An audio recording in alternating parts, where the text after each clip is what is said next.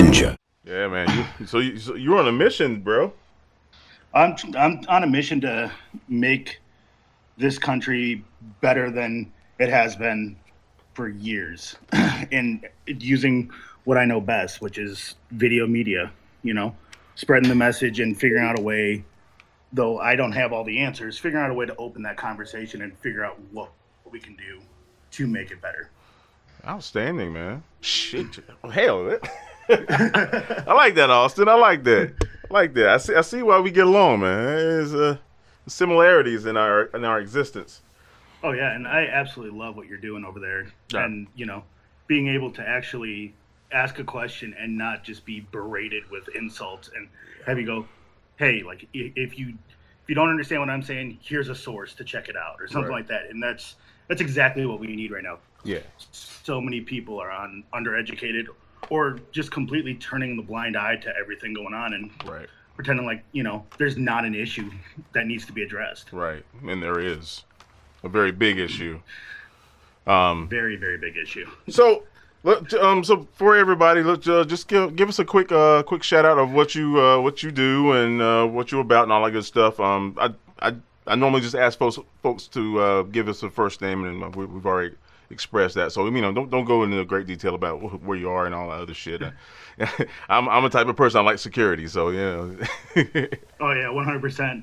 No, I go by the name of Austin James online. True American Dad is another name that I go by. I'm a 30-year-old paramedic up in the Midwest, and kind of a late start to my life. I was not one of the kids that really took pride in their schooling, took pride in all that stuff. I had a lot of personal stuff going on, and now I'm looking at it at 30 going, there's a lot of things wrong with this world. Good Lord. And so started up a YouTube channel called The True American Show, and just trying to spread the message out. Beautiful. And you're down in good old Texas? No. Oh, where you at, bro? Wisconsin. Shit. What the hell? Why do I think he's in Texas? What am I talking about? No, that was yesterday. That was yesterday. That was Tony. Yeah. Tony's in Texas. So the great cheese state. Yes, and I eat way too much of it. Between cheese and beer, I don't know which one's causing the obesity in my life, but one of the two, and I can't cut out either one. It's an addiction problem. Yeah, that's all right, man. Represent. Are you a Badgers fan or? Diehard Badgers fan and Packers fan. Yeah, there you go. Now Lambeau's on my bucket list, man. Excuse me. I like to get up to Lambeau one day. Yeah, I've been to 4 games there. Wow. And you walk in there and like your hair on your arms just stands on end. It's an electricity that I've never felt before. That's sick. And I've been out. I lived in Arizona. That's where I actually got my paramedic degree. Oh, okay. And so I went to a game out there, and it's just not the same. There's just something about Lambeau. I don't know what it is. The frozen tundra. Yeah, and it literally is frozen. The last game we went to was, I think it was last year. It was me and my cousin, and they dropped just over a foot of snow during the game. During the game? During the game, yeah. It was almost whiteout conditions. Man. And me and my cousin are standing there in just the green and gold overalls. That's all. No shirt underneath. Oh, just the overalls. Yeah, just the overalls with our face painted and everything else. Die hard, man. The beer kept us warm. Tell me you had a cheese hat. Did you have a cheese hat on? Oh, 100%. I got it in the room. 100%. You can't go without that. Come on, man. Yeah, come on. You gotta keep it real, dude. Oh man, yeah. I'm a Panthers fan. Oh so, yeah. That was a hard pill to swallow last year, and that was somewhat similar conditions. It was a little funky there, yeah, but is what it is. Last football season was weird all around, though. Yeah. There was a lot of strange things that happened during it. Yeah. I agree. It was funky. So, Austin, how long you been an EMT? So, started out as an EMT, let's see here, 4 years ago, and then went straight to paramedic, which is like the next level up from that, where you can actually administer medications. intubate people. There's a lot, like your scope goes from this big to this big fairly quickly. Wow. And it's a year of training. It's intensive. The school that I went to is rated, I want to say, the top 7 in the nation. Nice. So I really had to bust my ass to get through it. You damn right.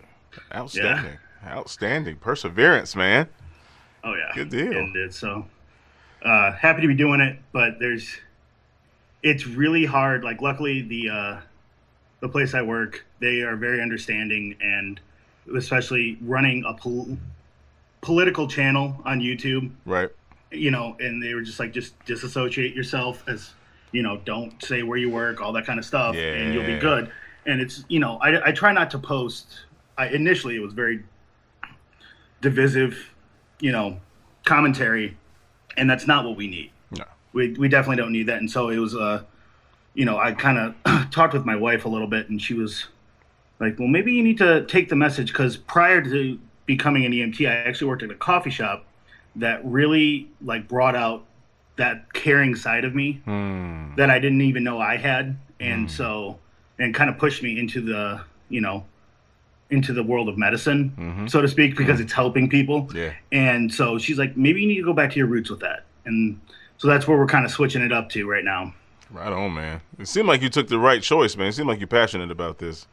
Oh, I absolutely love what I do here, online, and then also what I do in the field. It's helping people is where it's at, and being there for one another. And I always talked about, when I was going through paramedic school, how I wanted to be like that rock in the middle of the storm. Right on. Which, when someone calls 911, that's exactly what you are. You are that calm force that comes in and just settles everything down, takes care of the situation, right. And I deal with it later on my own, and talk through it with my partner and whoever else I need to if it's a really bad call. Right. Hey, I'm not going to get into to actual field stuff you've been involved with, man. I'm sure you could tell us some stories.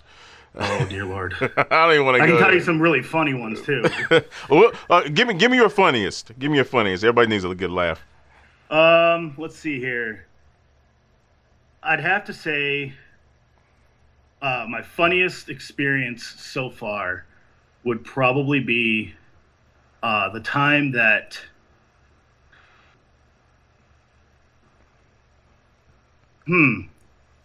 there's so many good ones. I gotta think here.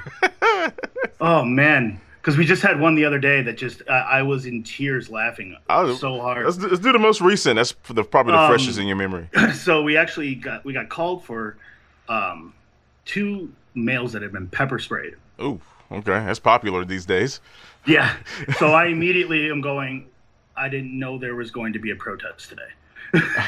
Because normally we get alerted to those kind of things. I'm sitting there going, wait a minute. And second off, this city doesn't use that. So I'm like, what is going on? So we actually show up on scene, and come to find out, 2 guys have been pepper sprayed by this another guy's baby mama. Well, he was at this hotel with a different girl. And apparently they came up on him talking a bunch of stuff about the other girl. And so the baby mama actually pepper sprayed him. It was a whole entire, that's the weirdest, because I'm trying to make peace and trying to keep everyone from yelling. Right. But at the same time, I don't fully understand the dynamic of the situation. I'm like, well, I can't really do anything about pepper spray. Just rinse and repeat. That's all you're allowed to do. If you want to go in, I'll take you in. But that's all they're going to do is sit there and flush your eyes out. That's it.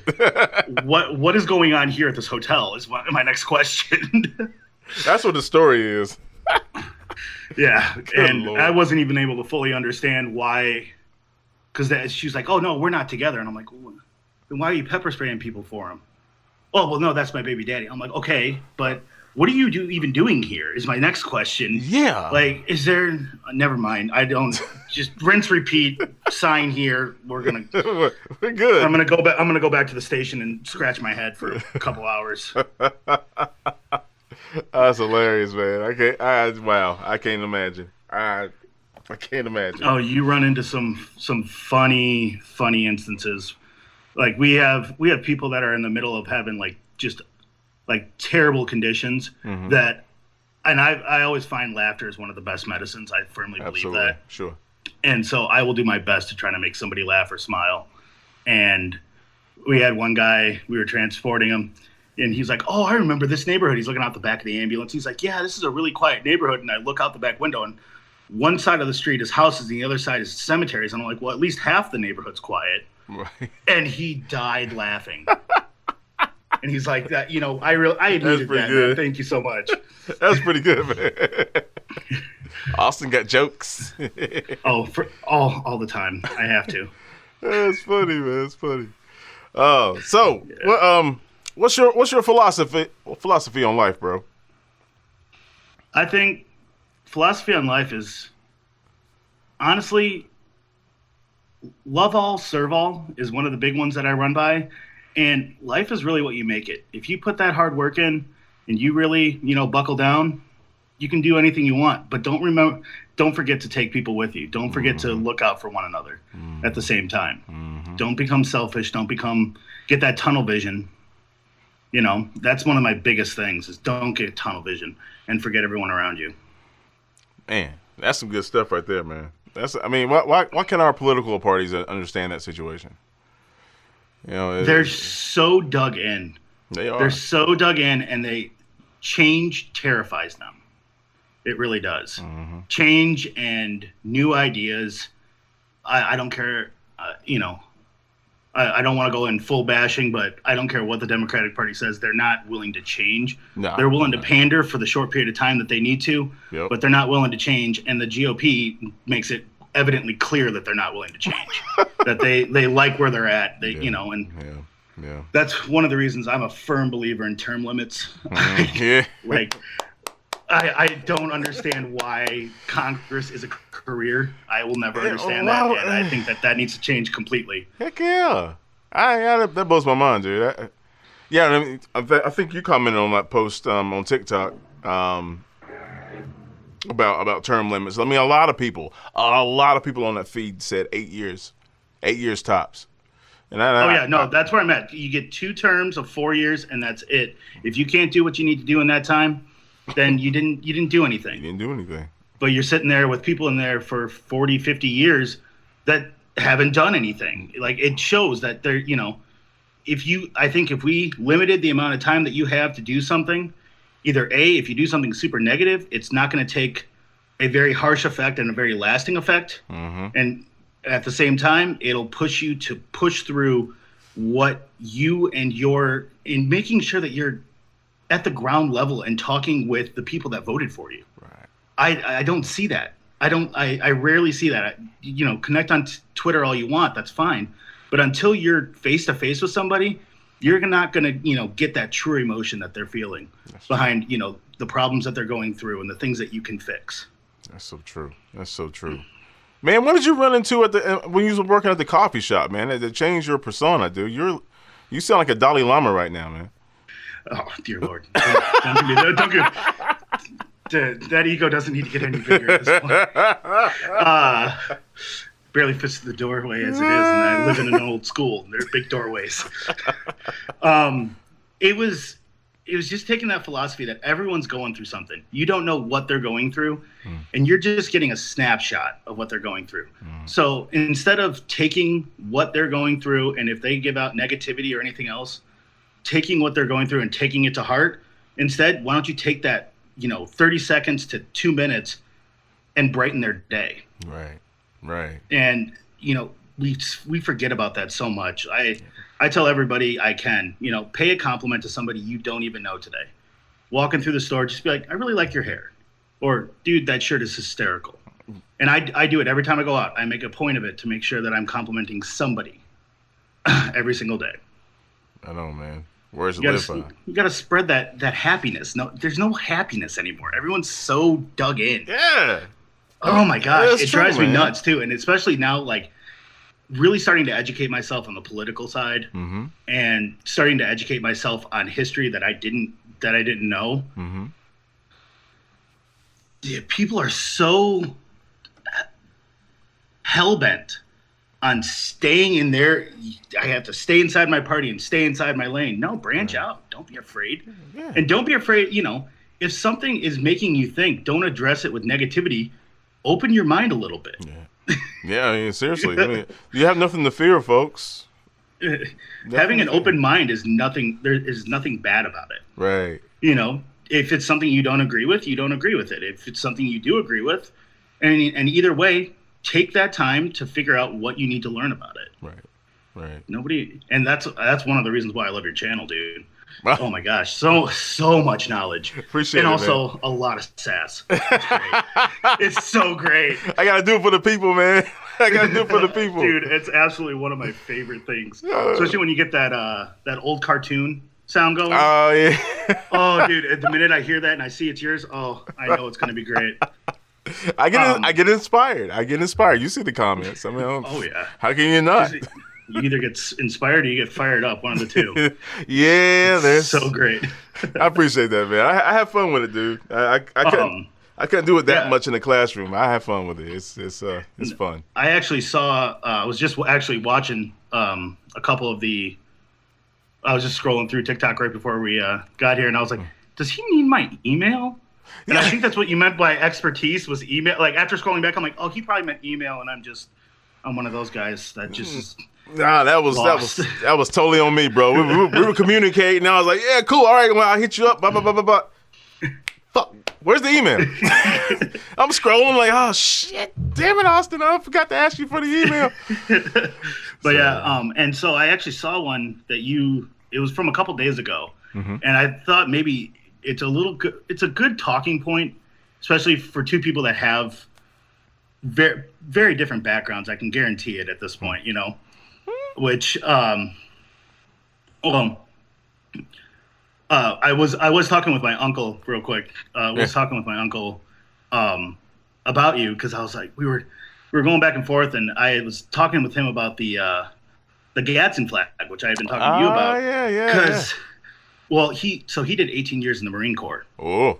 So double dog. He was my father figure growing up. I didn't actually have parents. I was kind of raised by my family as a whole. Wow. And so, like my grandma took main responsibility for me, but unfortunately she fell ill with Alzheimer's, and I kind of dealt with that all through high school, which is really what made it rough. What? So like between that and she had underlying mental issues going on with that. So I actually I had to take care of her, my younger sister who was adopted, and then myself all through high school, which people wonder why I didn't really learn much. All through high school. I was pretty busy. Holy oh, wow, bruh. There's a special place for you, son. Oh. There's a special place for you. I'm just another guy trying to make it through life, man. You're doing a good job. Just trying to make it through life and make it a better place. But yeah, so I was talking with him about the Gadsden flag because I've heard so many different sides of it, and he's like, this guy.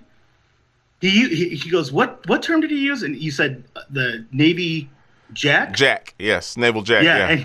And he goes, oh, he's military for sure. Oh. He goes, no wonder you kind of float towards his side, and kind of connect with him because, I mean, he raised me 18 years in the Marine Corps. He raised me with a very decent work ethic. I bet. Which I forgot from the age of 16 until I was 24. I just completely forgot that he had instilled that in me and then refound it. Yeah, man. So, yeah. But yeah, he's like, he sounds like a good man. I like it. Oh, man. Dude, he's one of those big rough and tough guys now, but it's really funny because he's the biggest teddy bear you'll ever meet. It's funny. Yeah, most veterans are, man. Most veterans are. They're grounded. That's what, especially combat veterans. They're grounded if their wiring is still intact. Some of those poor fellows, man, and ladies. Yeah. Oh yeah. Yeah. So But the one thing that I wanted to address there was a video that you did, and it was in relation to a comment. And it was, it was regarding. It was Undead Sushi, I believe, something like that. And he was talking about, you said you don't understand why people get people like myself internalize the word racism or anything related to that so much. Yeah, like the guilt thing and whatever. Yeah. Yeah. And so I was video chatting with my uncle about that. And I'm like, that's actually a legit thing that we need. I'm curious about that. And he's like, well, if you think about it, a lot of people, like, and especially myself, we hear the word racism, we automatically jump back to, okay, so if someone calls you a racist, you don't want them to assume that you are, for lynching or all that other stuff that went on during the KKK's glory days. Yep. We don't want to be associated with that. I would never approve of that. It's just, I ask questions. Right. I want to know. Right. And he was like, a lot of people immediately, they hear that word and automatically jump back to those times. And that's why it's internalized so much. 'Cause you're like, I'm not okay with that. No, wait a minute. So I think that's something that kind of needs to like be addressed with like nationwide. It's like there are some of you out there that are just absolutely nuts, and we need to find you and deal with you. Exactly. Yeah. But a lot of people, I think I talk about it in actually one of my videos, the normalized racism that took place, where it just became a normal everyday thing, and everyone just kind of accepted it. Right. After the desegregation and everything else, where, words became acceptable, all this kind of stuff. And then here we are today where we're trying to talk about that and we're trying to address that. Yeah. And people don't realize that we're talking about that. We're not talking about, way back when, right. And no, if I call you a racist, I don't believe that you have a secret set of white sheets in your closet that you use, right. On the weekends. So I think that that's something that people automatically jump to. And that's one of the reasons why it becomes such an aggressive defense immediately. That makes sense. Yeah, I think I connected not in that video, but previously, because I tend to talk about things over and over. Multiple times over.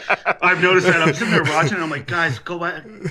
Go back. Like the minute I found you and like actually discovered, like, I saw a couple of your things on my For You page, and I was like, okay, I really like this guy. I went to your profile and just started watching from the beginning all the way up, so I could get a real read on, who you are, what you believed in, right, stuff like that. Because 60 seconds doesn't give it justice. I'll tell you that much. Hell no. But yeah, that's a great point, man. I kind of wish.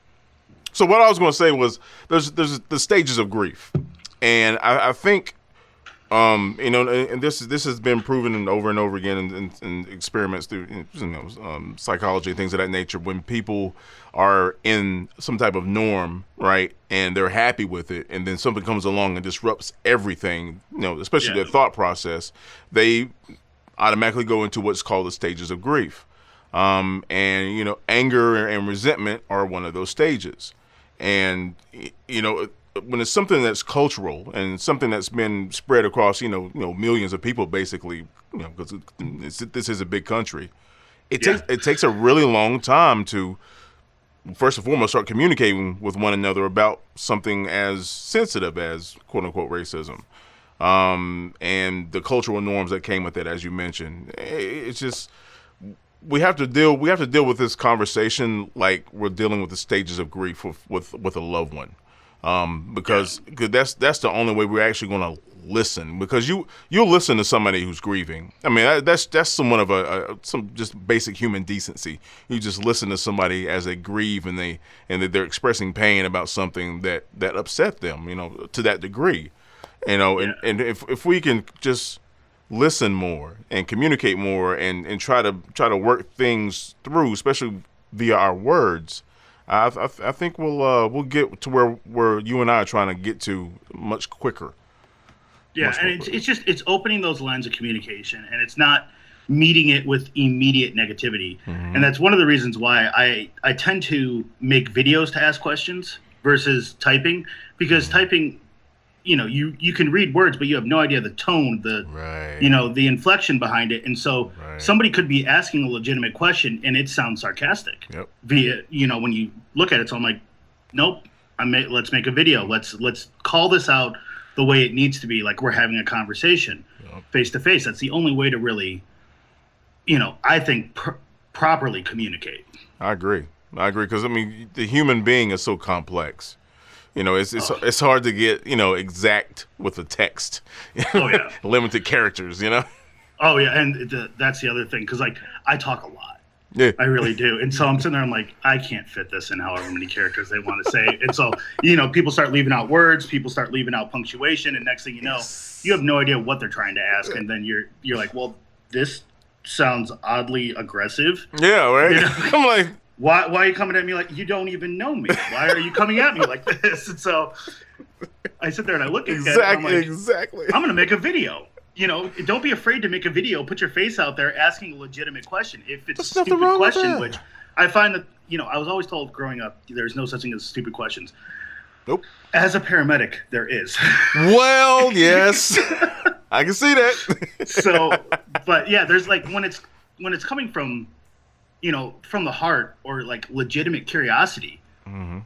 you have to ask it, but don't limit yourself with the way you ask it. Mm. You have to, be open and honest about it. And I think that's why so many TikTokers that are addressing all of these comments and stuff like that, they get aggressive about it. It's like, well, wait a minute. What if that was somebody who was legitimately curious and now you're shutting down that channel? You're right. shutting down that dialogue, right. By addressing it aggressively back. Right. Now I have to say there has been a couple times I had to get on a DM because I misfired on somebody. Yeah. No, it happens. It happens, But there's so much going on right now, and a lot of emotions are flying around, and people are fired up, and I think it's once it settles down to a point where you can have those open talks and not be afraid to automatically have a finger pointed at you and name calling. That's when the actual progress is going to be made. Yeah.